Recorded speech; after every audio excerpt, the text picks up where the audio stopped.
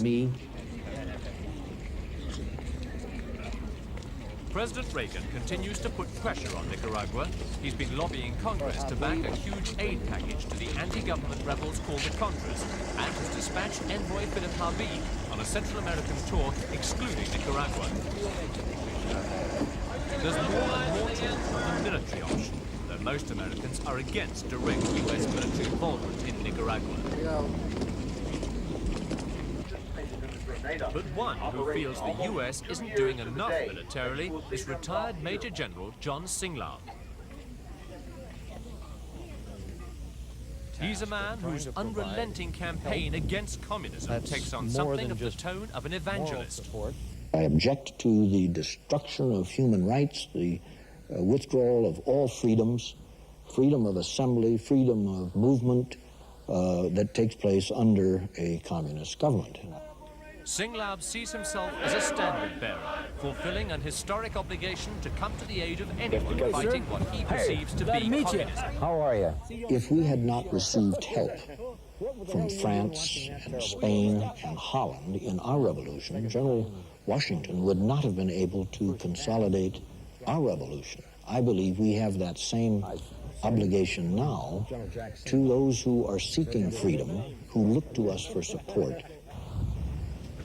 Now, 8 years a civilian, he operates from an office in Colorado. His private war has, in America at least, a mantle of respectability, aided by having friends in high places. Are you going to be free on Monday morning that you could represent me at a briefing in the White House? It's a briefing on the budget, and the president's going to be one of the briefers. His fundraising stays within the law, he says. It's mostly outside the U.S. and all the money is in banks abroad. He says the money goes for non-lethal supplies. The Contra aid issue has become explosive in America. Pro and anti-lobbies use strident propaganda and emotive imagery. Gaddafi used to be far away, but now he sits on our doorstep, supplying arms and terrorist experts to the communists in Nicaragua, only 2 hours away from our borders. All of this, only 2 hours away from where we live.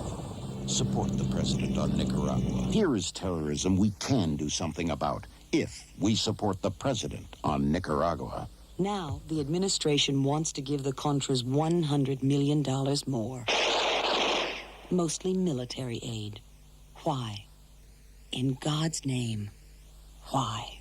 We've tried now for the 5 years the Contra operation, and with private funds, foreign funds, as pointed out earlier, and U.S. funds, we have not even come close to achieving that goal. In fact, the problem is worse today than when it was in 1980. Isn't it maybe time to try something a bit different? You and I have that same goal, that same end that we would like to see achieved. The present policy doesn't show any indication that it's getting you and I closer to that stated goal. Because you have turned off the aid to the Contras for 2 years. If you give the Contras the aid, there is a high probability that they can bring enough pressure that the Nicaraguan government will negotiate.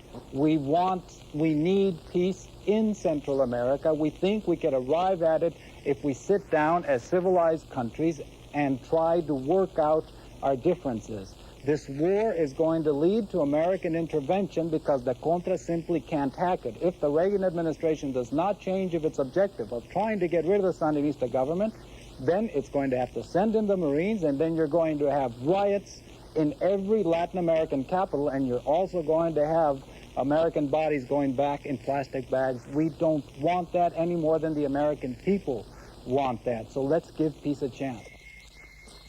These are the people President Reagan and General Singlaub want to help. A group of guerrilla organizations supported by American government money and help from Nicaraguan exiles. Many of the commanders are former National Guardsmen who served under the late dictator Anastasio Somoza. For all the help, their insurgency has not worked. They're still confined to cross-border hit-and-run raids in Costa Rica and Honduras. General Singlaub says the Contras have failed to make greater impact because they're not getting enough help from America. The retired general personifies the hardline American anti-communism. You gave a wonderful briefing today, and the American people must hear your message. And they will support you because they love freedom.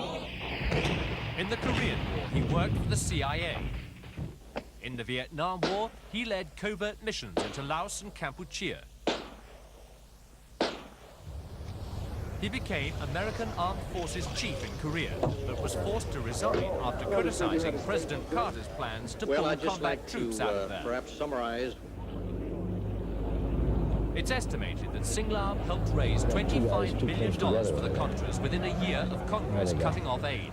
And it's understood that the Reagan administration knows about and tacitly approves of his anti-communist agitation in Central America and elsewhere. The World Anti-Communist League, which Singlaub directs, even received warm greetings from President Reagan at its annual convention. It's also reported that a channel exists, a bank account in Panama, to allow weapons to be bought for the Contras without running into trouble from American law. The private mission of Major General John Singlaub looks a lot like the public mission of President Ronald Reagan. Both see Nicaragua as a communist threat, and both are single-minded in their determination to crush that threat.